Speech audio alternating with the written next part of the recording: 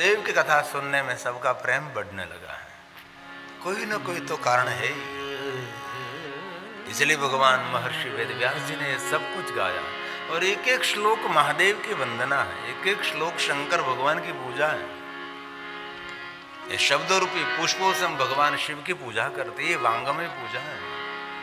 इसलिए आदर के साथ, भक्ति के साथ और प्रसन्नता के साथ और गंभीरता के साथ भगवान महादेव की कथा का श्रवण करें।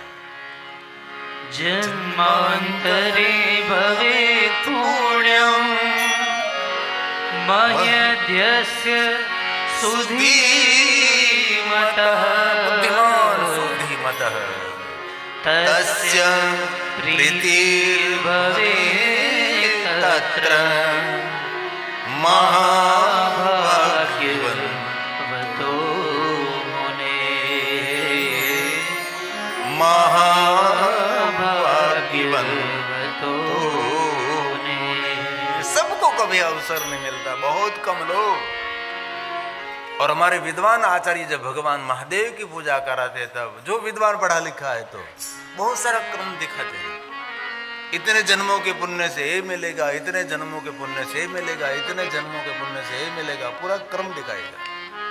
शिव पूजा प्रारंभ करने से पहले ये पूरा महात्म्य दिखाएगा और कहते हैं बाद में अनंत जन्मों का पुण्य, तब भगवान महादेव की पूजा का अवसर मिलता है। अंतरिक्ष में जितने तारा मंडल है, इतने जन्मों का पुण्य, तब भगवान महादेव की पूजा करने का अवसर मिलता है। जो परम शिव भक्त आचार्य होगा तो। इसलिए शिव महापुराण ग्रंथ में कहा कि महादेव की पूजा उनके पास कराओ जिनके हृदय में महादेव के प्रति भक्ति है, जिनके हृदय में भगवान शिव के प्रति आदर है। क्योंकि भगवान महर्षि वेदव्यास जी ने कहा है कि कलयुग में बहुत सारे विप्रजन भगवान महादेव को छोड़कर अन्य स्थान पर वो लोग भटकने लगे। जिनके इष्ट देवता महादेव है, जिनकी कुल की परंपरा में भगवान शिव है, ये कुल देवताओं को छोड़कर अन्य स्थान पर वो लोग झुकने लगेंगे। कलयुग में ऐसे समय आएगा जो ब्राह्मणों का इष्ट देव भगवान शंकर हैं, वो महादेव को छोड़कर अन्य की भक्ति करने लगे। बहुत कम ब्राह्मण रहेंगे जो उनके हृदय में महादेव के प्रति आदर रहेगा। जिनके कुल देवता भगवान शंकर है, जिनकी कुल की परंपरा में महादेव है, कलयुग का ये प्रभाव रहेगा। हम देखते हैं इस कलयुग के अंदर बहुत सारे विप्रजन ऐसे हैं, शिव जी को छोड़कर अन्य स्थान पर वो लोग झुकने लगे। हमारे गुजरात में एक परंपरा थी, हर ब्राह्मण नाम के पीछे शंकर लगाता था। धीरे धीरे परंपरा लुप्त होने लगी। ब्राह्मणों के नाम से पता लग जाता था कि ये ब्राह्मण है। लाभ शंकर, जटा शंकर, गंगा शंकर, गौरी शंकर, नाम के पीछे शंकर लगाते थे। नाम के पीछे कोई कुमार नहीं लगता था, नाम के पीछे कोई भाई नहीं लगता था, लाल नहीं लगता था, दास नहीं लगता था, जी नहीं लगता था, नाम के पीछे शंकर जी लगते थे। ये हमारी परंपरा थी। लेकिन बहुत कुछ हम भूल गए, बहुत कुछ हमने छोड़ दिया। लेकिन बहुत हृदय से कहता हूं, जो भगवान महादेव की उपासना करते, जो भगवान शंकर जी की साधना करते, भगवान शिव को जो याद करते हैं, ये बुद्धिमान है। श्रेष्ठ बुद्धिमान उनको कहा है। और शिव महापुराण ग्रंथ में भगवान महर्षि वेदव्यास जी ने कहा है, जो मूर्ख है वो कभी शिव जी की पूजा नहीं करेगा। जिनमें बुद्धिमता है वो शिव जी का दर्शन करता है। न पश्यन्ति महादेवम, मैं कभी नहीं कर सकता। वो महादेव का नाम भी नहीं ले सकता, वो महादेव का भजन भी नहीं कर सकता और भगवान शंकर जी की कथा भी श्रवण नहीं कर सकता। जो बुद्धिमान है, मूर्ख लोग कभी भगवान महादेव के पास से नहीं पहुंचते। ये मैं नहीं कहता, ये सब कुछ भगवान व्यास जी कहते। न पश्यन्ति महादेवम सर्वसाक्षीरमीश्वरम्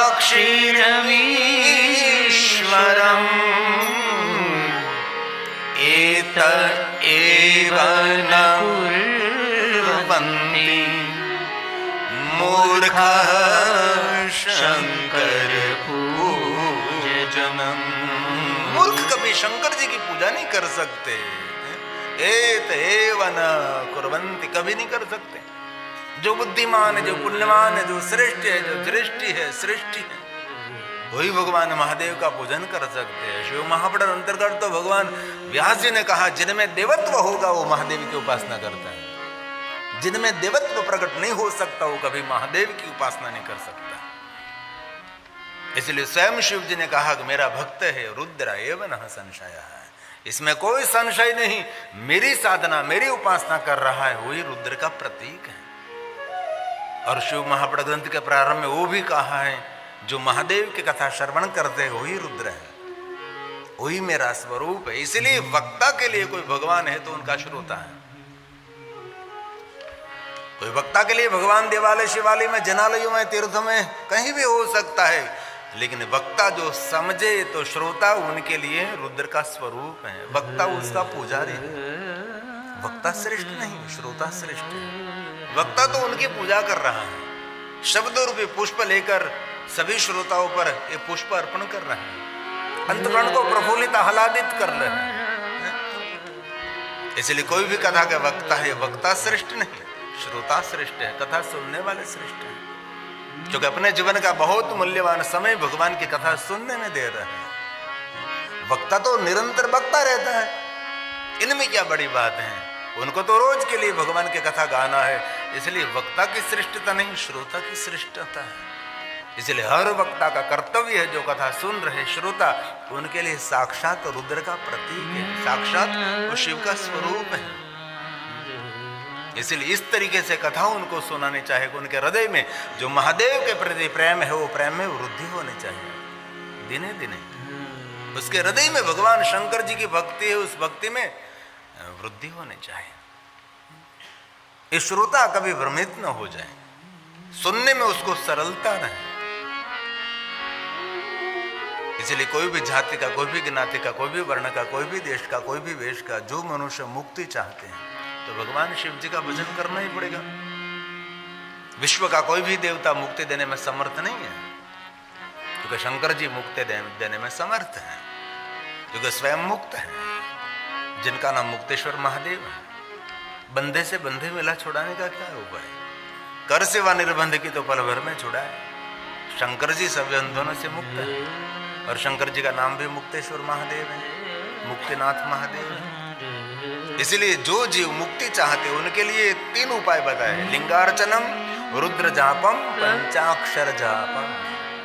भगवान महादेव के निराकार लिंग स्वरूप की पूजा करें। और जब भगवान शंकर जी के लिंग स्वरूप की पूजा करते हैं, जो पूजा कर रहा है उनको एक भी मंत्र, एक भी स्तोत्र, कुछ भी कंठस्थ नहीं है, मौन होकर महादेव का पूजन करे तो भी वो मुक्ति का अधिकारी है।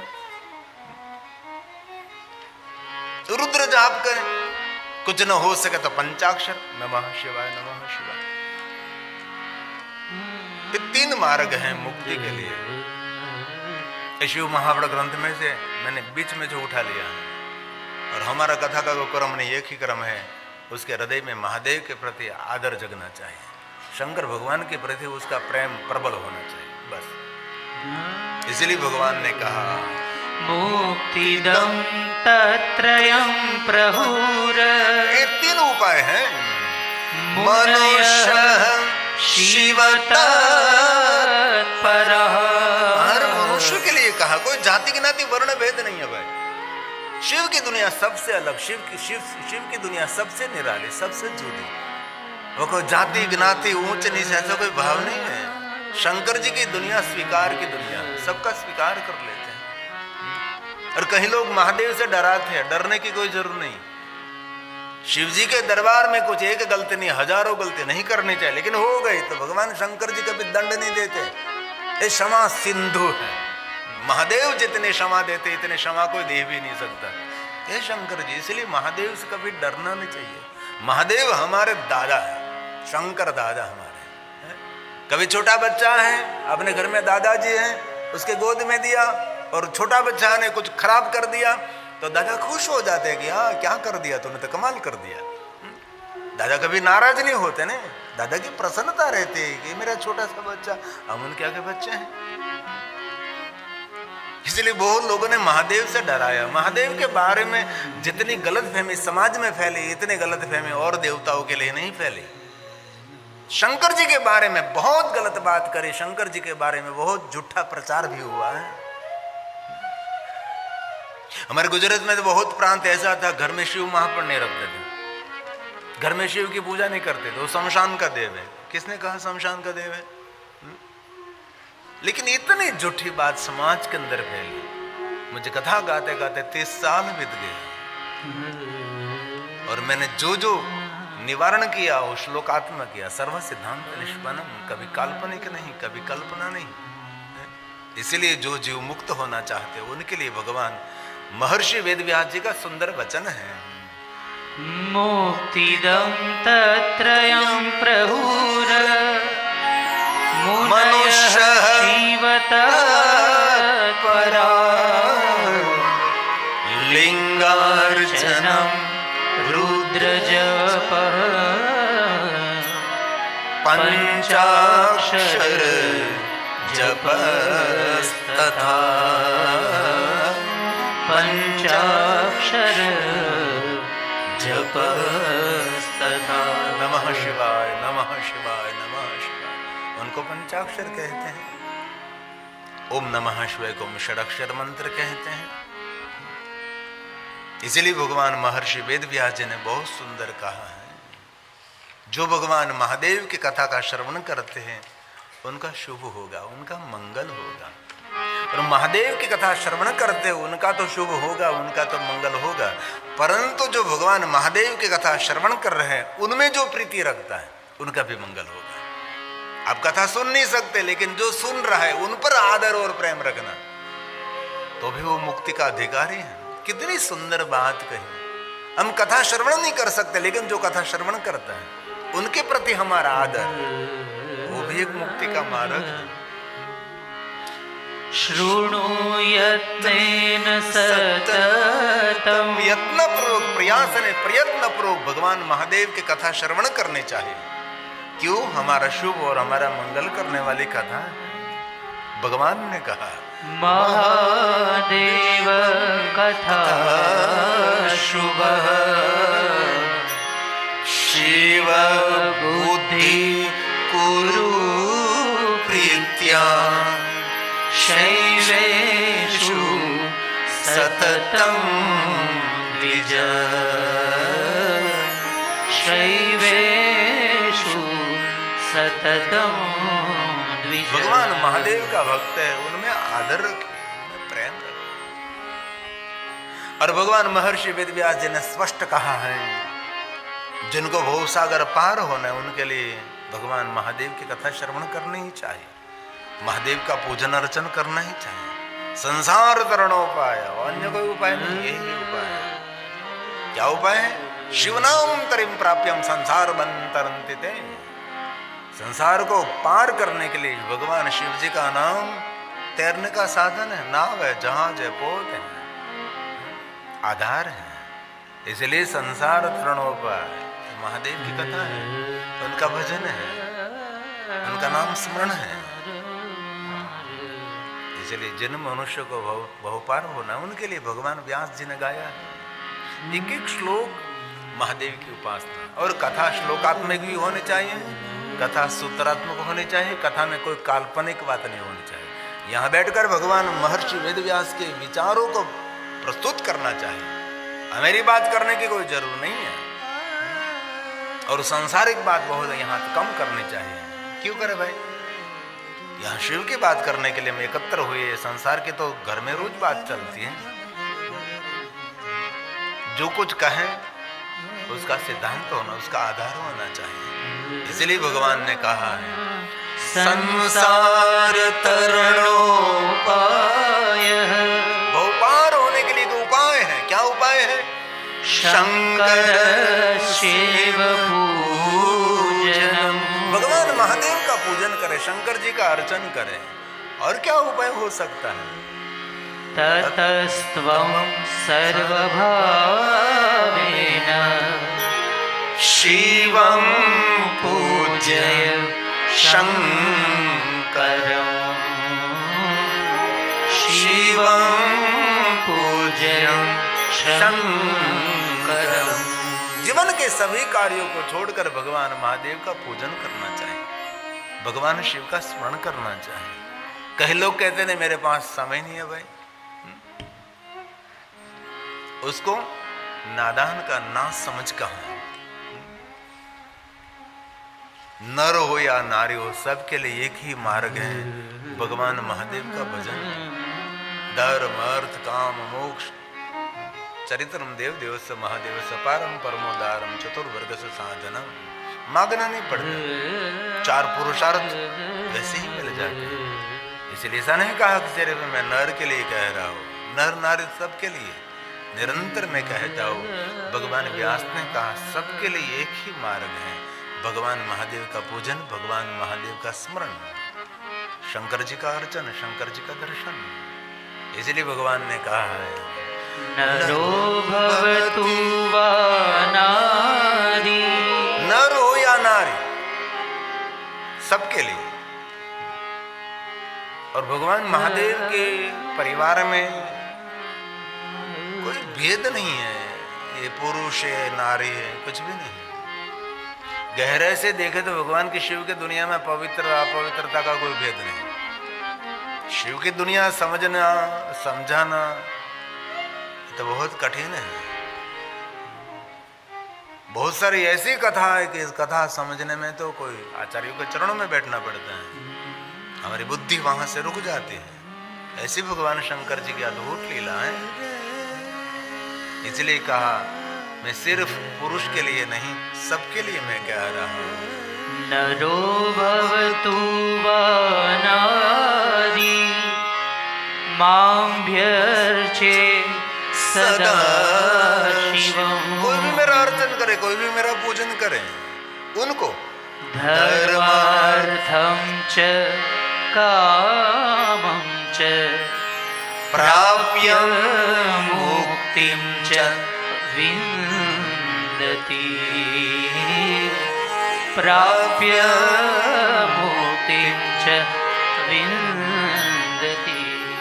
सबको मैं मुक्ति प्रदान करता हूं। शंकर जी श्रेष्ठ मुक्ति के देवता हैं, इसलिए महादेव का भजन तो करना ही चाहिए।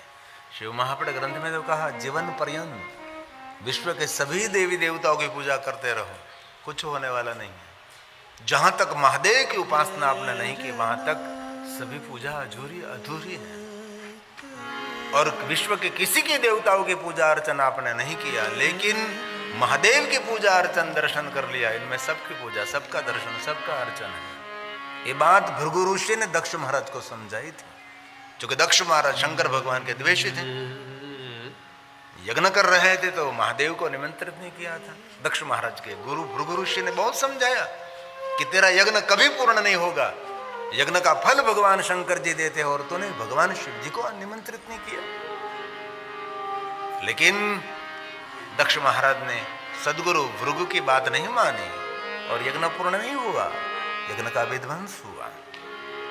इसलिए मैं कहना ये चाहता हूँ, हमारे जीवन का मूल शिव है, हमारे जीवन का आधार शिव है। हमारे हृदय में, हमारे विचारों में, हमारी वाणी में शिव रहना चाहिए, हमारे तन में, हमारे मन में, हमारे जीवन में। शिव के बिना किसी जीव का उद्धार हो ही नहीं सकता। इसलिए कोई भी विश्व के देवी देवताओं की कथा सुनो, सबके मूल में शिव है। कोई भी ऋषि, कोई भी देवता, सबके मूल में शिव है। शिव महापुराण अंतर्गत द्वारकाधीश भगवान कृष्ण के शिव भक्ति का वर्णन किया है। कल मैंने शिव महापुराण भगवान को प्रणाम किया और महात्म्य कथा का श्रवण किया। आज हम शिव महापुराण कथा का प्रारंभ कर रहे हैं। और भगवान महर्षि वेदव्यास जी ने शिव महापुराण ग्रंथ के प्रारंभ में भगवान शंकर जी को प्रणाम किया, माता भवानी को प्रणाम किया और गणेश जी की वंदना की और असमर्थ भाव भी प्रकट किया है। ये भगवान शिव जी की वंदना है। भगवान महर्षि वेदव्यास जी शंकर जी को किस दृष्टि से देख रहे हैं, ये बहुत महत्व की बात है। भगवान महादेव को देखने की सबकी दृष्टि अलग अलग रही है। ब्रह्मा की दृष्टि में शिव कौन है, भगवान विष्णु की दृष्टि में शिव कौन है, देवगुरु बृहस्पति की दृष्टि में महादेव कौन है। सबकी विचारधारा में कुछ न कुछ अलगाव है। अब हम ग्रंथ का प्रारंभ कर रहे हैं, महादेव की कथा के द्वार खोल रहे हैं, हम शिव कथा में प्रवेश कर रहे हैं। इसलिए भगवान महर्षि वेदव्यास जी भगवान शिव की वंदना करते हैं, महादेव को प्रणाम करते हैं। कैसे प्रणाम कर, जरा देखिए, जरा सुनिए। जगतः पितरं शंभो, हमारे सबके पिता शिव हैं, हमारे सबके पितृ भगवान शिव हैं। इसलिए महादेव का जो आराधन करते हैं उनके परिवार में कभी कोई पितृ पीड़ा नहीं देते, क्योंकि सबसे पहले पितृ तो शिव है। हमारा सबका उद्गम स्थान तो शिव है, वहां से हमारी सबकी यात्रा प्रारंभ हुई है। पितरम, और भगवान महर्षि वेदव्यास जी ने 1000 नामों से शंभु नाम पसंद क्यों किया? क्योंकि स्वयंभू है, विभू है, प्रभु है, इसलिए शंभु है। कोई देवता को शंभु नहीं कह सकते, ये भगवान शिव जी का नाम है। ये स्वयंभू, विभू भी है, प्रभु भी है, वो शिव है और पूर्ण जगत के पिता है। ये बात अकाट्य है, ये बात को कोई काट नहीं सकता, वो शिव परंपरा है। इसलिए महादेव का जो आराधन करते हैं उसका पितृ तृप्त रहते हैं। शंकर जी का भजन करते, शंकर जी का स्मरण करते, उसके पितृ देवलोक में, स्वर्गलोक में, सर्वलोक में विचरण करते हैं, आनंद करते, लहर करते हैं। उनको कहीं जाने की परमिशन, कहीं जाने की अनुमति नहीं लेनी पड़ती, तो उसके परिवार में महादेव की उपासना हो रही है। शिव हमारे सबके लिए हमारा उद्गम स्थान है। ब्रह्मा जी ने नारद जी को कहा, नारद जो आपके आंखों के आप देख रहे हैं ना, सब कुछ भगवान शिव का ही विस्तार है, ये शिव शक्ति का ही विस्तार है। इसलिए भगवान महर्षि वेदव्यास जी ने भगवान शंकर जी के लिए कहा, पितरम, हमारे सबके पितृ हैं। जगतः पितरम शंभो जगतो मातरम शिवा तत्पुत्रश्च गणाधीशं न त्वेतद् वर्णयामहे न त्वेतद् वर्णयामहे न त्वेतद् वर्णयामहे। भगवान व्यास जी ने ऊंचा हाथ कर दिया कि महादेव जी आपकी महिमा का वर्णन करने में समर्थ नहीं हूं। महादेव आप जगत के पिता है, ए मां भवानी जगतो मातरम शिवा, आप जगत की माता है। हमारे शरीर के माता पिता तो बदलते रहे, लेकिन मूल माता पिता कभी बदलते नहीं। माता च पार्वती देवी पिता देव माता च पार्वती देवी, इस बात को कोई तोड़ नहीं सकता। शिव जी की महिमा ऐसी अकाट्य महिमा है, जो मूल हमारा सबका है। लेकिन बहुत लोगों का दुर्भाग्य है, मूल भूल गए, डाली को पकड़ रहे, पत्ते को पकड़ रहे हैं। शिव हमारा सबका आधार है, हर जीव का उद्गम स्थान शिव है। इसलिए कहा हमारे सबके माता पिता हैं। माता च पार्वती देवी पिता देवो महेश्वर बांधवा शिवभक्ता च स्वदेशो भुवनत्रयम्। हमारा एक देश नहीं, हमारा देश स्वदेशो भुवनत्रयम्। हम तीनों भुवन में विचरण करने वाले ये शिव जी का अंश स्वरूप महात्मा है।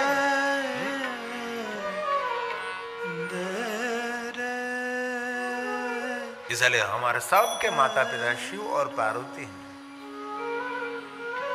जगत जगतः माता महादेवे महादेवे महादेवे महादेवे महादेवे। जगत मातु पितु शंभु पवार। रामचरितमानस तुलसी ने गर्जना करके कह दिया सबके माता पिता शिव और पार्वती। तेहि सिंगारन काहू बखानी। जगत मातु पितु शंभु भवानी। शंभु और भवानी, उनके श्रृंगार का मैं वर्णन नहीं कर सकता। और रामचरितमानस तुलसी जी ने प्रारंभ में कह दिया भवानी शंकर वंदे श्रद्धा विश्वास रूप। हमारे सबके माता पिता वो है, इसलिए शिव के बिना हमारा जीवन संभव नहीं है। और शिव महापुराण ग्रंथ में बहुत सुंदर बात कही कि कोई भी व्यक्ति को महादेव तक पहुंचाना वो सबसे बड़ा पुण्य है, उससे बड़ा कोई पुण्य नहीं है। संसार में कोई भटक रहा है इधर उधर यहाँ वहाँ, बहुत सारे पंथ पंथादि वहाँ जा रहा है, लेकिन उनको मूल स्थान पर पहुँचाना वो सबसे बड़ा पुण्य है, सबसे बड़ा सत्कर्म है। इसलिए हमारे जीवन मार्ग में कोई ऐसा व्यक्ति मिले तो उनको शिव की ओर ले जाना बहुत बड़ा पुण्य है, क्योंकि शिव के बिना जीव का कभी उद्धार नहीं हो सकता। कोई भी तरीके से उनको महादेव के साथ जोड़ना ये सबसे बड़ा सत्कर्म, सबसे बड़ा पुण्य कर्म है। और एक बात मैं बहुत दिल से कहना चाहता हूं, हम रोज बोलते हैं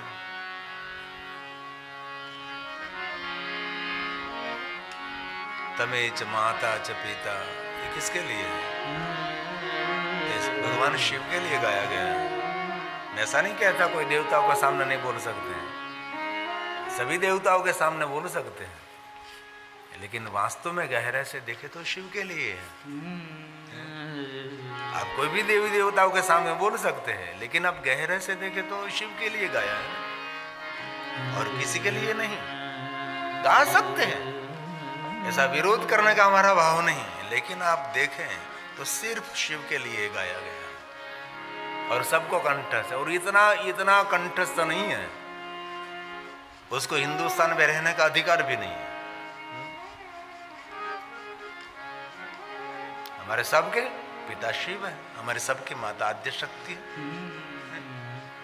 हम सब उनके उपासक हैं, उनकी एक चेतना हम सभी हैं, इसलिए सिर्फ शिव के लिए कहा गया है। त्वमेव माता च पिता त्वमेव, सिर्फ महादेव के लिए। त्वमेव बन्धुश्च सखा त्वमेव, त्वमेव विद्या द्रविणं त्वमेव, त्वमेव सर्वं मम देव देव, त्वमेव सर्वं मम देव देव। अंतिम पंक्ति क्या सूचन करती है कि जितने मेरे देवता हैं सभी देवताओं के देव कौन है? महादेव। अंतिम पंक्ति हमको संकेत सूचन करती है, क्या कहती है? बोलिए एक बार और। त्वमेव सर्वं मम देव देव। जितने हमारे पास देवता है उनके सबके देवता महादेव आप हैं, इसलिए आप हमारे लिए पिता हैं, आप हमारे लिए सब कुछ है महादेव। इसलिए कोई भी विचारधारा में आप है, लेकिन शिव जी को कभी भूलना नहीं चाहिए। भगवान शंकर जी को प्रणाम किया, माता भवानी को प्रणाम किया है, पुत्र गणेश जी की वंदना की है। और बहुत सारी विचारधारा भारत देश में है, इसमें गणेश जी की पूजा भी नहीं। और भारत देश के अंदर 20,000 से ज्यादा संप्रदाय है, विचारधारा है। 20,000 से ज्यादा विचारधारा, देखो तो सही, ये प्रजा सब टूटी बिखरी हुई है।